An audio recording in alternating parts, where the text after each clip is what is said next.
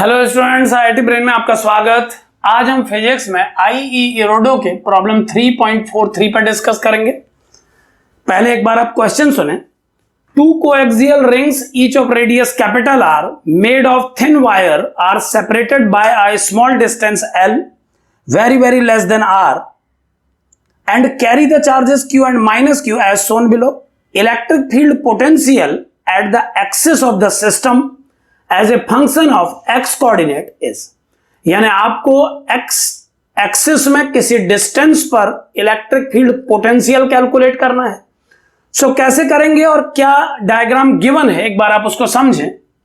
आपको दो रिंग्स दी गई हैं जिन पे प्लस q और माइनस q चार्जेस हैं। इन रिंग्स के बीच में सेपरेशन को L से शो किया गया है और इस सिस्टम के सिमेट्री सेंटर से x एक्सिस के अलोंग इसे x एक्सिस माना गया है। तो इस डायरेक्शन में किसी पॉइंट P जो कि x डिस्टेंस पर है O से हमें पोटेंशियल कैलकुलेट करना है।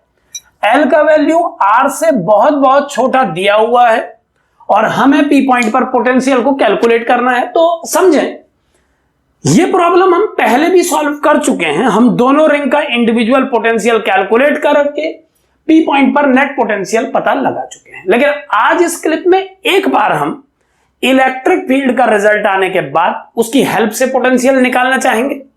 हम ये जानना चाहेंगे कि इलेक्ट्रिक फील्ड और पोटेंशियल के लिए जो कंसेप्ट बनाया गया है, सो क्या उस कंसेप्ट से भी हम पोटेंशियल को कैलकुलेट कर पाएंगे। सिंपली कैलकुलेट कर पाएंगे, ये तो कंफर्म है, बट क्या सिंपल स्टेप में ये कैलकुलेट हो पाएगा। तो एक बार जो पिछली क्लिप में हमने इलेक्ट्रिक फील्ड के लिए रिजल्ट निकाला है इस पॉइंट P पर, उसे यूज करके हम पोटेंशियल निकालने की कोशिश करते हैं।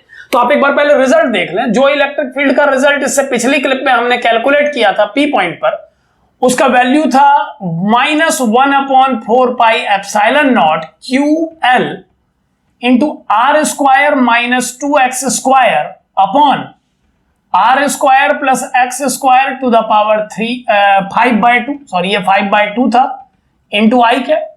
अब इस इलेक्ट्रिक फील्ड रिजल्ट, इसका डायरेक्शन इस एक्सिस के अलोंग है, इसे इस्तेमाल करते हुए पोटेंशियल कैलकुलेट करने के लिए सबसे पहले मैं पोटेंशियल का बेसिक कंसेप्ट यानी 1-2-1-2 प्रिंसिपल जिसे मैं कहता हूं उसे लाना चाहूंगा बोर्ड पे।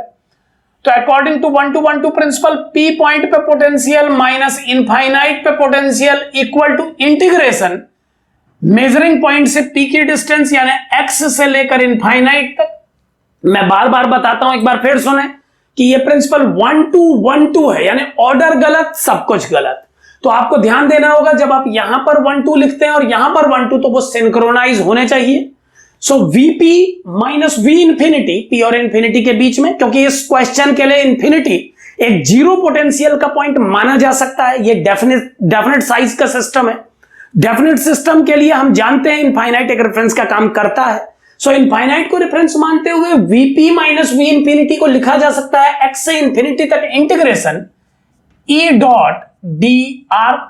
यहां पर E वेक्टर P और इंफिनिटी के बीच के किसी आर्बिट्रेरी पॉइंट पर इलेक्ट्रिक फील्ड की वैल्यू है और dr वेक्टर डिस्टेंस मेजरमेंट के बढ़ते हुए डायरेक्शन में नापा गया एक छोटा सा एलिमेंट्री डिस्प्लेसमेंट है।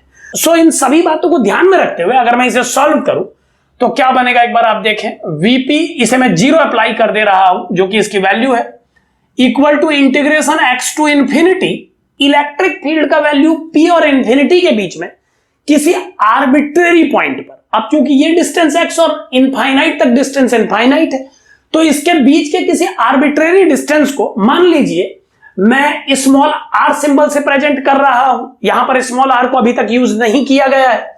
सो ये वैल्यू r के टर्म में मैं लिखूंगा -QL upon 4πε0 R square minus 2x square upon, यहां पर मैं x को r से रिप्लेस भी करता चला जाता हूं ताकि यह फॉर्मूला किसी आर्बिट्रेरी r पर अप्लाई हो सके। कुछ इस तरह से लिखूंगा मैं।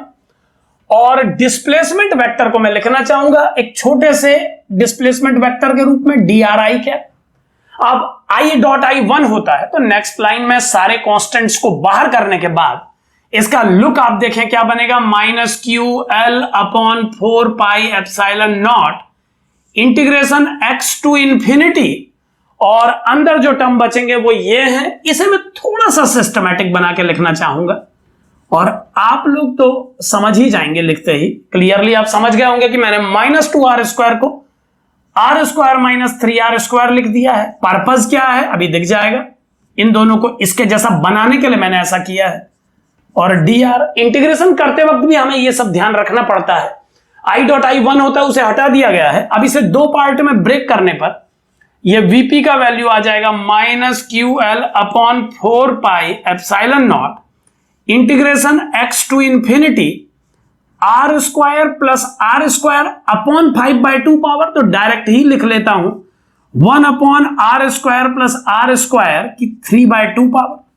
और माइनस के बाद वाले टर्म पे भी नजर बनाए रखें, x से infinity 3r square upon r square plus r square to the power 5/2 dr।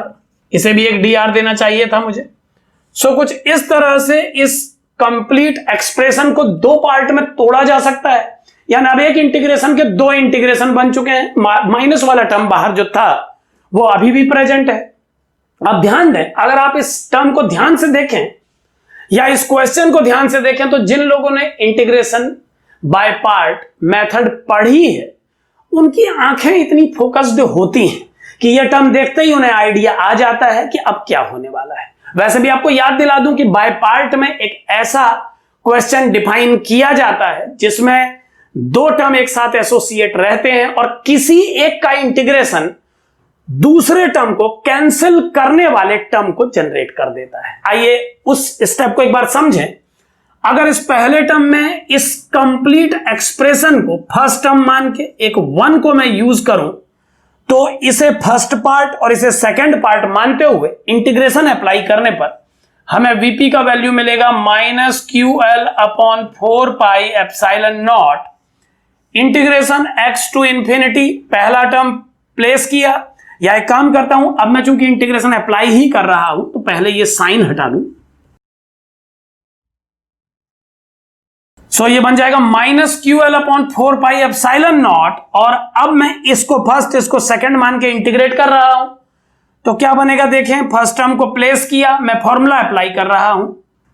एक बार बाय पार्ट का फॉर्मूला आपको मैं स्क्रीन पर दिखा देता हूं ताकि आप पैरेलल चलते रहें। वैसे तो ये सूरज को दिया दिखाने जैसा होगा, आप लोगों को पता ही होगा, फिर भी एक बार अपनी तरफ से मैं ये कर दूं। F1 और F2 के प्रोडक्ट का जब इंटीग्रेशन किया जाता है और बाय पार्ट अप्लाई किया जा रहा होता है तो पहले फंक्शन को प्लेस करके दूसरे फंक्शन का इंटीग्रेशन किया जाता है, माइनस पहले फंक्शन का डिफरेंशिएशन दूसरे का इंटीग्रेशन, और फिर इस सेकंड टर्म जो आता है इसका फिर से एक बार इंटीग्रेशन किया जाता है। सो कुछ इस फॉर्मेट में फॉर्मूला होता है बाय पार्ट का, एक बार ध्यान से देख लें। Integration F1 F2 dx equal to F1 को प्लेस करना है केवल, और दूसरे का इंटीग्रेशन माइनस पहले का डिफरेंशिएशन दूसरे का इंटीग्रेशन, और फिर पूरे सेकंड टर्म का फिर से इंटीग्रेशन। सो मैं वही अप्लाई कर रहा हूं, आप उससे इसको टैली कराते रहें।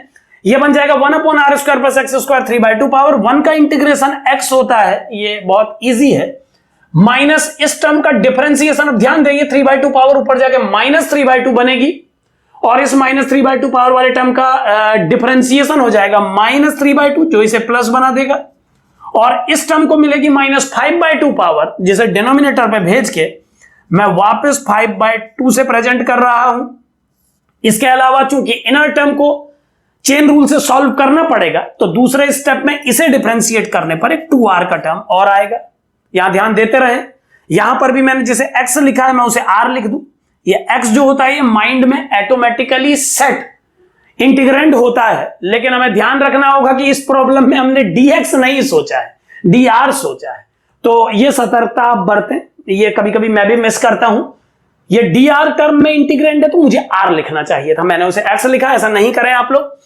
तो इसका इंटीग्रेशन करके बना 3/2 r square plus r square की पावर 5/2 डिनोमिनेटर पे, और दूसरी बार 2r आया और 1 का इंटीग्रेशन r, और इस सेकंड टर्म का फिर से एक बार इंटीग्रेशन करना होगा, आप देख पा रहे हैं फॉर्मूले में। और आगे है minus integration x to infinity 3r square upon R square plus R square to the power 5/2 dr। ये इंटीग्रेशन अभी सॉल्व होना बाकी है, तो इसकी भी लिमिट वही होगी, और इस पहले टर्म को लिमिट देने का काम अभी बाकी है x टू इंफिनिटी, वो हम अभी अगले स्टेप में करेंगे।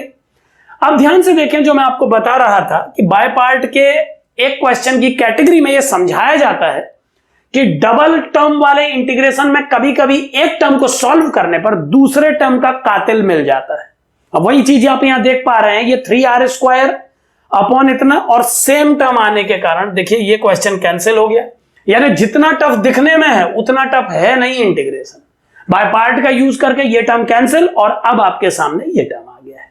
अब आप इसमें लिमिट पुट करें, और चूंकि यहां तक हम आ ही गए हैं तो थोड़ा और आगे बढ़ के इसके आंसर तक ही पहुंच जाते हैं। तो फाइनल आउटकम क्या बनेगा एक बार उस पर भी आ जाते हैं। तो ये बनेगा VP equal to -QL upon 4πε0 -QL upon 4πε0 into, इसमें लिमिट अप्लाई करने पर, लिमिट अप्लाई करने से पहले इसको थोड़ा सा अरेंज करेंगे। ये जो टर्म हमारे सामने आया है ये है r upon r² plus r² to the power 3/2, और इसमें हमें लिमिट अप्लाई करनी है x टू इंफिनिटी। सो अब अगर इस टर्म को अरेंज करने के लिए मैं इस r² जो कि 3/2 पावर के साथ r³ बन जाएगा, उससे अगर मैं न्यूमरेटर डिनोमिनेटर को डिवाइड करूं तो कैसा टर्म मुझे मिलेगा, देखिए एक बार ये मिलेगा -QL अपॉन 4πε0।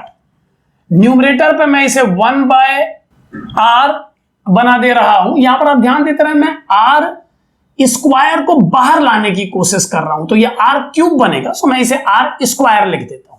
आप समझ गए होंगे कि जो r² मैंने यहां से बाहर खींचा है वो क्यूब बन के बाहर आया होगा, तो वो क्यूब वाले टर्म इसके साथ मिलके इसे 1/r² बना देगा, और डिनोमिनेटर पे मुझे मिलेगा r² plus 1 to the power 3/2। और अब मुझे x टू इंफिनिटी इसमें लिमिट अप्लाई करनी है। यहां पर ध्यान दें, डायरेक्ट वैल्यू मैंने इसीलिए नहीं पुट किए हैं क्योंकि अगर डायरेक्ट आप वैल्यू पुट करते तो r को इंफिनिटी लगाने के बाद ये इंफिनिटी बाय इंफिनिटी एक्सप्रेशन बनता और एक लिमिटिंग कंडीशन डेवलप हो जाती। तो हम ये जानना चाहते थे कि क्या लिमिटिंग कंडीशन में ये एग्जिस्टिंग है या नहीं है। तो हमने इस तरह से जो मेथड लिमिट में अप्लाई किया जाता है, limit r tending to infinity के लिए, वही अप्लाई किया है।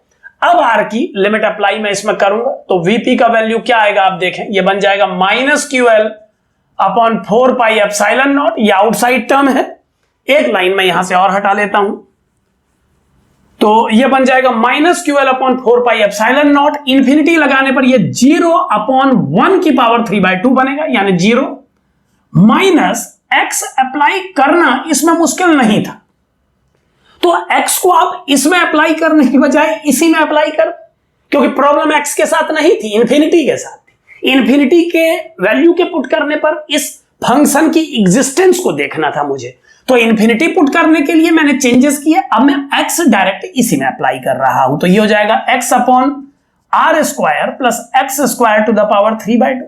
और फाइनल लाइन आप देखें, VP बन जाएगा minus minus plus, so it is QLX upon 4πε0 r² plus x² to the power 3/2। So कुछ इस तरह का पोटेंशियल का वैल्यू मिलेगा इलेक्ट्रिक फील्ड को यूज करते हुए किसी x डिस्टेंस वाले जनरल पॉइंट पर, और यही इस प्रॉब्लम का सही चॉइस। तो इस तरह से आप पोटेंशियल के वैल्यू को कैलकुलेट कर सकते हैं इलेक्ट्रिक फील्ड की हेल्प से। तो इस क्वेश्चन के लिए हमने कई क्लिप तैयार की हैं। ऐसा करना जरूरी होता है ताकि बच्चे को हर पहलू समझ में आए सवाल का। हमने इस क्वेश्चन के लिए पोटेंशियल से इलेक्ट्रिक फील्ड को निकालने का मेथड, इलेक्ट्रिक फील्ड से पोटेंशियल को निकालने का मेथड, इलेक्ट्रिक फील्ड को इंडिपेंडेंटली निकालने का मेथड और पोटेंशियल को इंडिपेंडेंटली निकालने का मेथड, सभी प्रकार के मेथड तैयार किए हैं। तो आप सभी पर ध्यान दें, क्योंकि कुछ ना कुछ आइडियाज हर तरीके के आउटकम से, हर तरीके के मेथड से डेवलप होते हैं। Thank you.